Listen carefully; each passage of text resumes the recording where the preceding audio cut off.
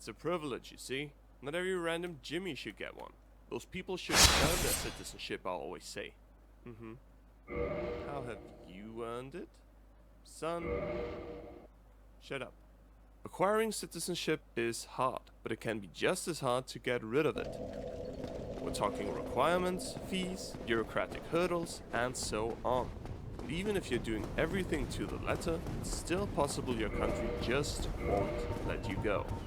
Ideally, citizenship renunciation goes like so. You go take all necessary documents to a government office, say you'd like to renounce your citizenship, human behind desk says okay, gives you a piece of paper confirming said renunciation, and you're done.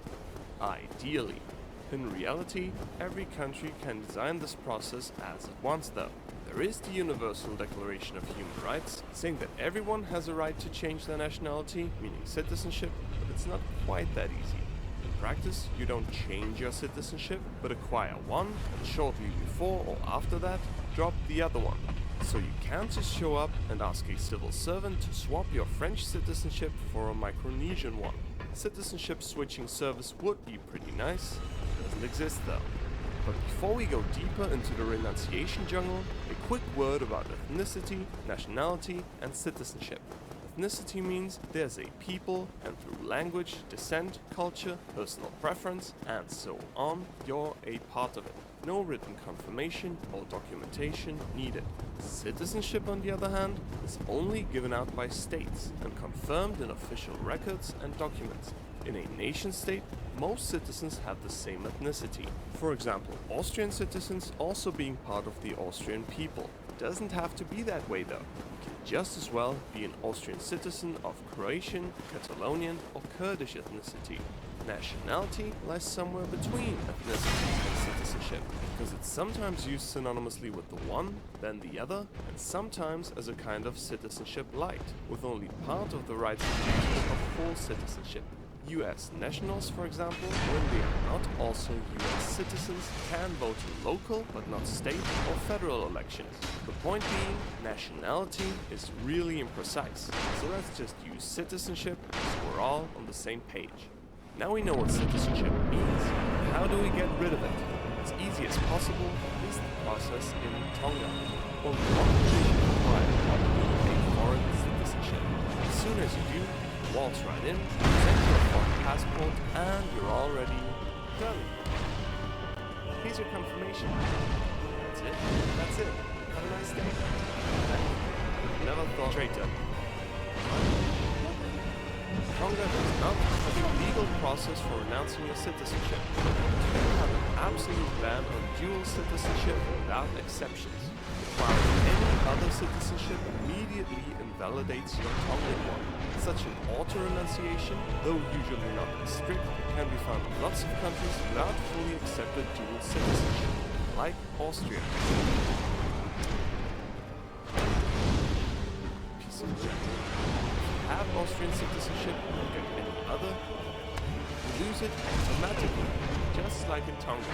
But what's different is that in Austria, exceptions for dual citizenship can be made. For example, for children with only one parent with Austrian citizenship, or when it's approved because of personal or family circumstances. But since you can't use that mighty auto-renunciation rule anymore, to get a third citizenship, there needs to be a separate way to get rid of it.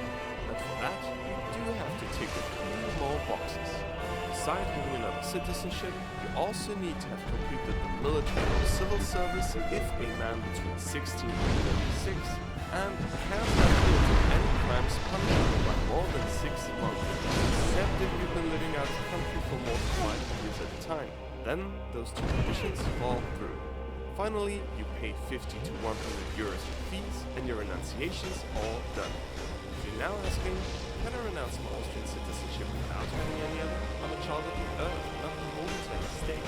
Then I say, one, that's entirely idiotic thing to do.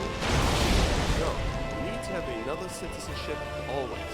Otherwise, you are stateless. You need no valid passport and no diplomatic protection. In short, very bad. That's why you need one to lose the other. Safety glass or the self-destruct button, if you will. A great many countries have those, but not all. The US, for example, does not force you to get a new citizenship before dropping theirs. Now, the randomly stupid idea would be to press the button, but if you really, really want to,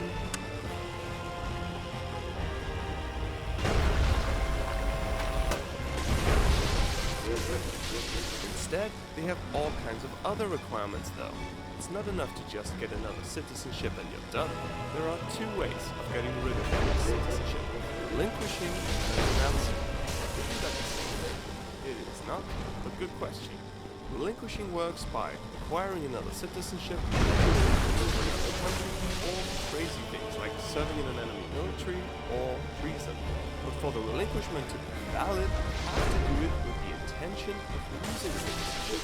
If you're doing one of those things without wanting to give it up, the citizenship stays right as it were. That intention, you gotta prove. So you file a request, everything's checked, and if they believe you, get rid of your citizenship. If not, all stays the same. Because of that, it makes much more sense to not relinquish but renounce your citizenship. For that, you officially declare your intention to do so, make an appointment for it, all documents are checked, and if everything is fine, you personally declare your renunciation and get a piece of paper confirming it. The thing that's making that process harder than in Austria is that in the USA, no matter if you're relinquishing or renouncing, whether your application goes through or not, you must pay a fee of $2,350 American. That's the highest renunciation fee in the world. The next highest are Jamaica, $1,010, Egypt, $100, and Sierra Leone, $663. But whatever's the reason you're trying to drop your citizenship, one word of warning. It won't help you get out of criminal prosecution, military duty, or to the state. Forget paying your taxes for a few years and then try jumping ship to save yourself. Not the best idea. Taxes in the US are quite a topic in itself, because they, together with Myanmar, Hungary, and Eritrea, form the small countries taxing people by citizenship, no matter where they live or work. Thanks to a bunch of bilateral agreements, double taxation is often prevented, but US expats will have to submit a US tax return every year. What's that got to do with citizenship renunciation? The following. If you renounce your